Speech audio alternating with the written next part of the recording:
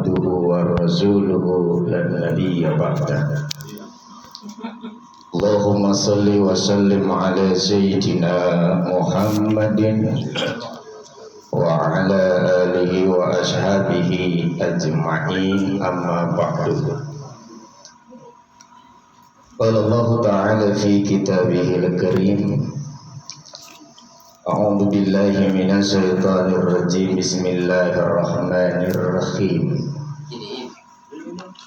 Wa itta'adzana rabbukum la in sakartum la'azidannakum wa la in kafartum inna 'adzabi lasadid. Shadaqallahul azim. Yang sama-sama kita hormati dan kita muliakan keluarga besar Sahibul Bait yang sedang berbahagia, Bapak Fauzan. Kita doakan semoga beliau selalu dalam keadaan sehat walafiat. Amin. Serta anak yang diakikahkan tumbuh dan berkembang menjadi anak yang saleh dan salehah. Amin. Berbakti kepada kedua orang tua, berguna bagi nusa bangsa dan agama. Guru kita bersama Al-Mukarram Ustaz Ihya Ulumuddin selaku Ketua DKM Al-Muhajirin, Kang Adam selaku Ketua Majelis Ta'lim Asy-Syifa, Al-Mukarram Ustaz Abdul Aziz selaku Guru Pembimbing Majelis Ta'lim Asy-Syifa, Al-Mukarram Ustaz Ahmad Denta, Bapak Dr. Catur selaku Sekretaris RT 06, orang tua kita ayahanda Bapak Haji Masrul, ayahanda Bapak Haji Purni, dan hadir di tengah-tengah kita Pak Haji, mertua dari Komandan Wawan. Hadirin kaum muslimin, jamaah majelis tasyakur yang dimuliakan Allah. Mohon maaf saya datang terlambat karena menghadiri rapat persiapan sholat Idul Adha Masjid Sabilul Maghfirah, dan insya Allah pelaksanaan sholat Id dikembalikan ke masjid. Alhamdulillah, segenap puji syukur kita panjatkan kehadirat Allah atas seluruh karunia nikmat yang telah Allah berikan kepada kita, baik itu berupa nikmat iman wal Islam, nikmat sehat wal afiyah, nikmat panjang umur dalam rangka taat beribadah kepada Allah Subhanahu wa taala. Dengan nikmat iman kita memiliki kemampuan untuk meyakini Allah sebagai Tuhan kita. Nikmat iman ini merupakan rangkaian nikmat pilihan yang hanya Allah berikan kepada hamba-hamba Allah terpilih dan dipilih. Oleh karena itu bersyukur kita jika pada hari ini kita masih meyakini Allah sebagai Tuhan kita, dan nikmat iman ini harus kita pertahankan sampai ajal menjemput kita. Siapapun di antara kita yang ucapan terakhirnya adalah la ilaha illallah, insya Allah dakhalal jannah, surga jaminannya. Oleh karenanya berhadirin, zaman boleh berganti, iman tidak boleh mati. Zaman boleh berubah, iman tidak boleh goncang. Beras boleh tidak punya, tapi iman harus terus membara. Allah berikan kepada kita nikmat Islam, dan Islam ini pun merupakan rangkaian nikmat pilihan yang hanya Allah berikan kepada hamba-hamba Allah terpilih dan dipilih. Apa kata Allah? Al-yawma akmaltu lakum dinakum wa atmamtu alaikum ni'mati wa raditu lakumul Islam madinah. Kemudian Allah berikan kita nikmat sehat wal afiyah. Semangka ini bisa nikmat kita santap karena kondisi kita sedang sehat. Rokok yang kita isap pun bisa nikmat karena kondisi tubuh kita dalam keadaan sehat. Kalau kondisi kita sedang sakit, senikmat apapun makanan itu berasa hambar dan menjadi tidak nikmat. Coba lihat orang yang terbaring di rumah sakit. Kalaupun satu RT membesuk bawa buah-buahan sekeranjang, itu buah-buahan yang ngabisin yang nungguin pasien sakit.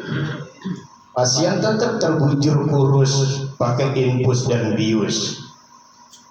Oleh karena itu barang dunia itu akan berasa nikmat ketika tubuh kita sehat.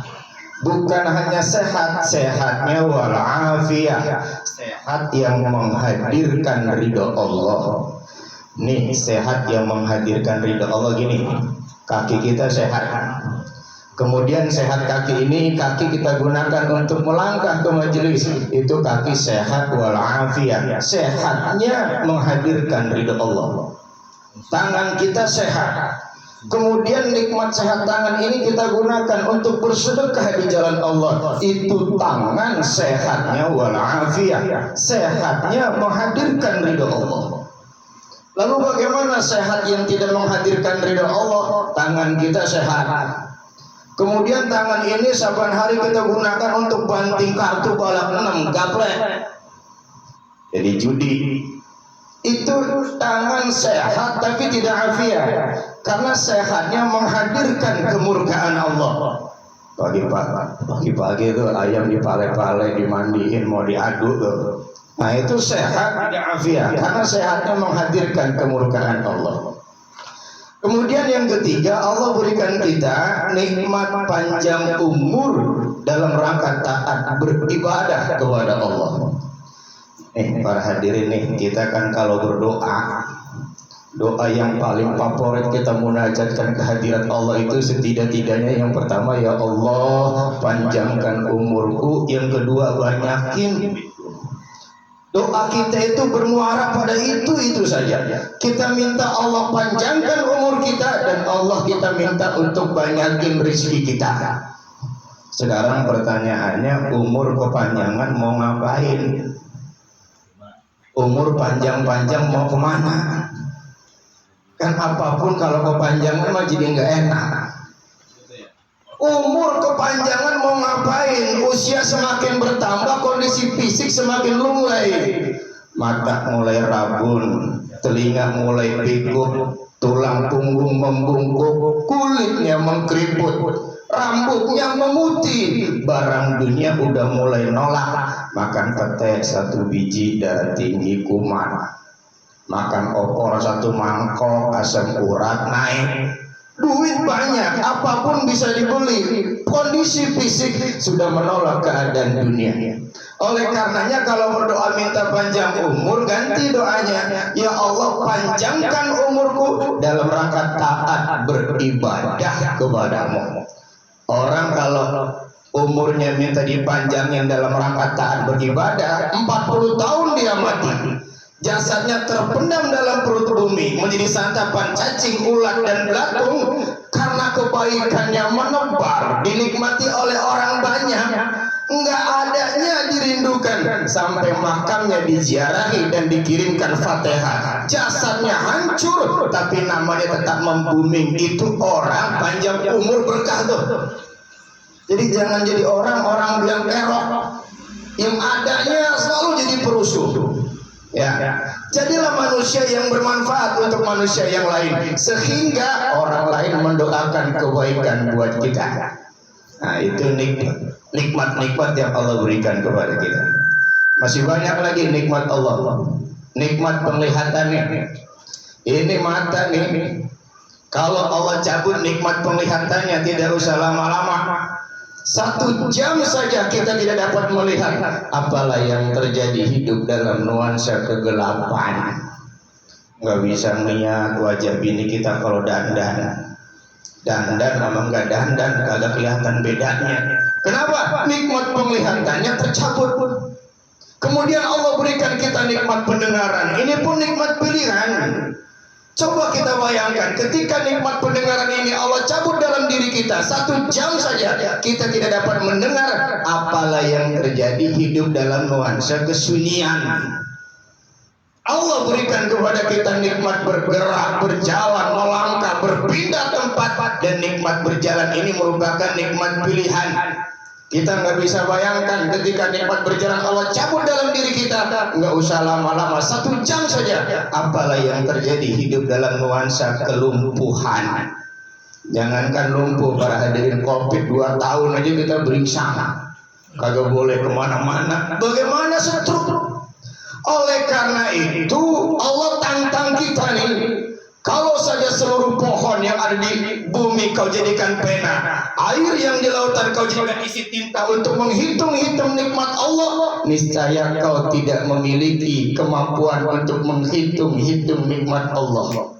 Karena kau tidak memiliki kemampuan untuk menghitung-hitung nikmat Allah, yang kau lakukan bukan menghitung nikmat Allah, melainkan mensyukuri nikmat Allah. Kalau orientasinya syukur, yang muncul ketenangan jiwa, ketentraman batin, keleluasan dada. Tapi kalau bersyukur, yang muncul kegersangan dan kesempitan.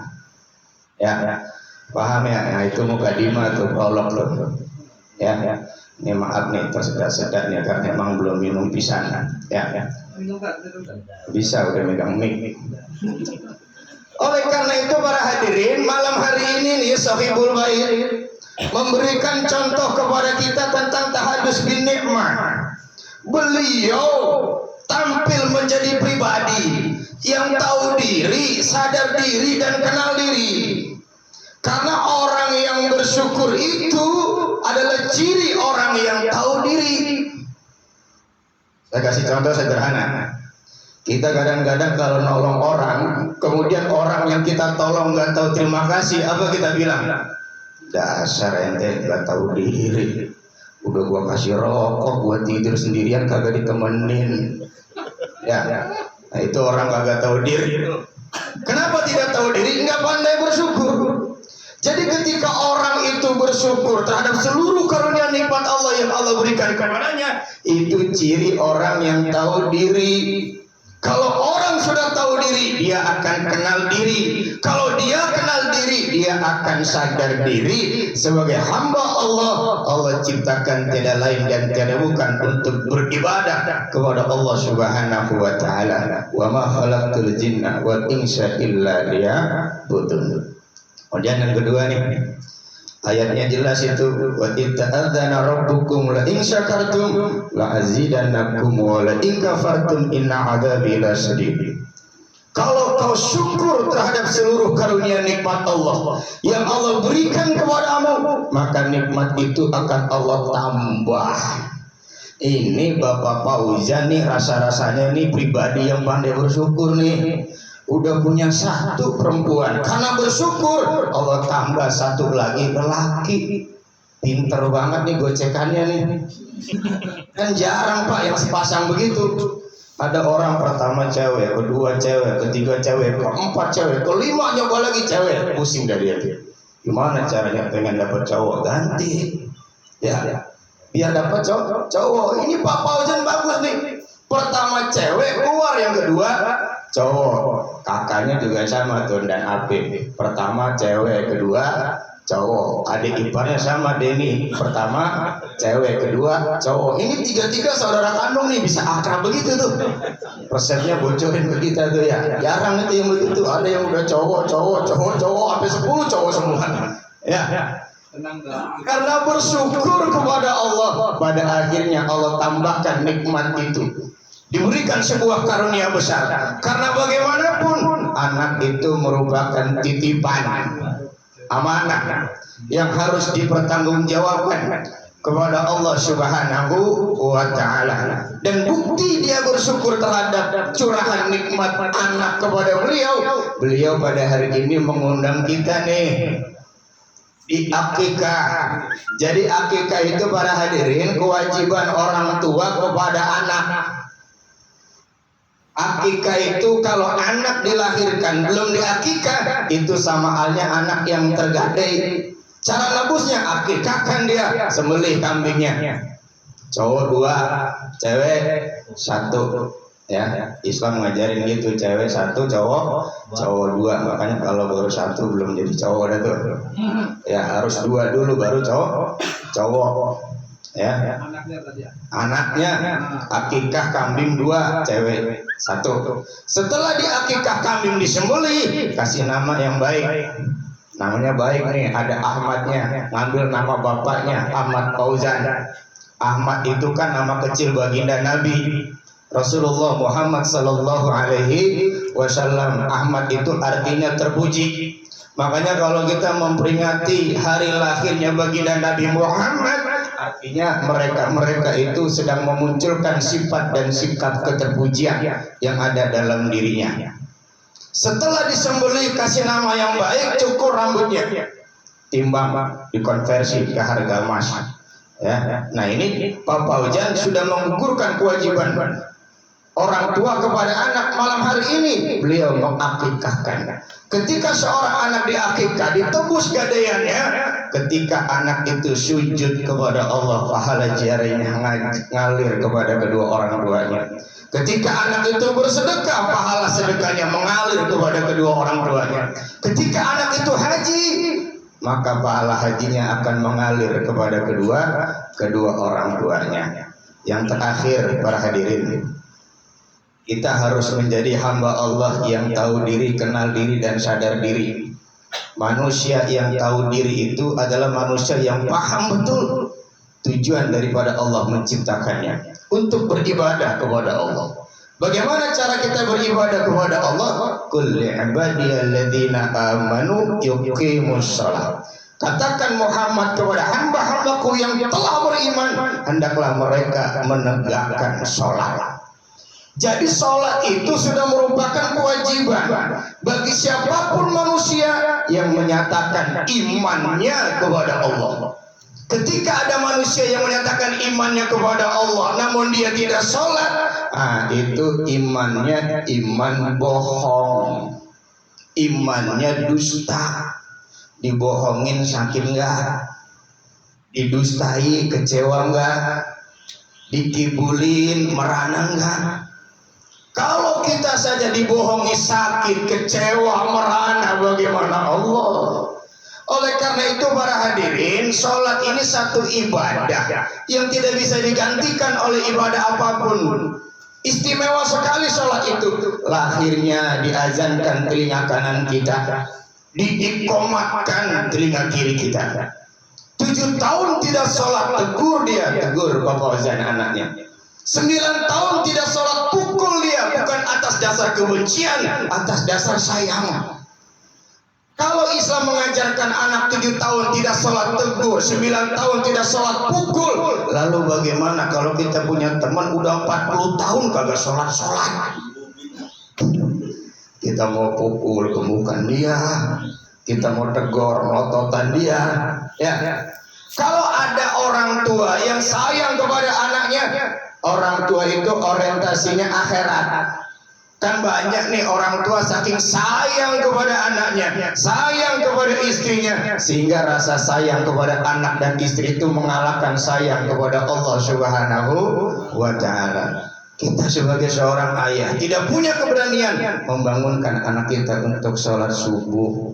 Kasihan, besok mau ujian, masuk tentara, angkatan darat, laut, dan udara. Kalau dibangunin sholat subuh nanti kesiangan. Targetnya dunia, sekedar dan sekejap. Dan kita kadang-kadang suka gagal memperingatkan istri kita untuk beribadah kepada Allah Subhanahu wa Ta'ala. Oleh karena itu para hadirin, mari sama-sama kita makmurkan sarana-sarana ibadah yang ada di lingkungan terdekat kita. Mudah-mudahan Dengan kita sering memuji rumah Allah, nanti Allah akan membangunkan istana di surganya Allah Subhanahu wa Ta'ala. Ini saja Pak yang bisa kami sampaikan. Mohon maaf atas segala kekurangan. Ini malamnya malam cakep nih, acaranya pada bentrok ya. Tuh di belakang sekretariat RT lagi ada apa tuh, forum RW. Kumpul semua tuh yang mau ngikut silakan. Nanti sekretarisnya juga ada di sini tuh. Kita gimana sekretaris ya? Kalau sekretaris berangkat kita berangkat. Kalau sekretaris agak ya kita diam. Ya. Billahi taufiq wal hidayah. Waalaikumsalam warahmatullahi wabarakatuh. Waalaikumsalam.